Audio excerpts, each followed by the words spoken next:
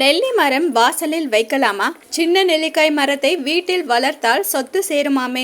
வீட்டில் சில வகையான மரங்களை வளர்க்க கூடாது என்பார்கள். அந்த வகையில் நெல்லிக்காய் மரங்களை வீட்டு வாசலில் வைக்கலாமா, வைக்க கூடாதா? இது குறித்து ஆன்மீகம் சொல்வதென்ன? நெல்லி மரத்தை வீட்டில் வளர்க்க கூடாது என்று சிலர் சொல்கிறார்கள்.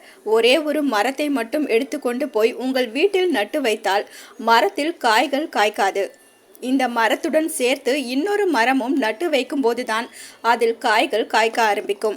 அதிலும் புளிப்பு தன்மையுள்ள மரங்களுக்கு அடியில் மற்ற செடிகள் முளைப்பதில்லை. அது போலவே பெரிய நெல்லிக்காய் மரத்திற்கு பக்கத்தில் செடிகளும் முளைக்காது என்பார்கள்.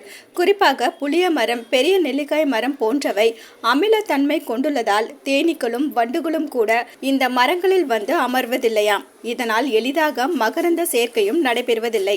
இதன் காரணமாக பெரிய நெல்லிக்காய் மரத்தில் காய்களும் காய்க்காமல் போய்விடுகின்றன. இதுவே நெல்லிக்காய் மரம் தோட்டத்தில் இருந்தால் அதிக பூச்சிகள் வந்து மகரந்த சேர்க்கை நன்றாக நடைபெற உதவுகிறது. காய்களும் தோட்டத்தில் அதிகமாக காய்க்கிறது என்பார்கள்.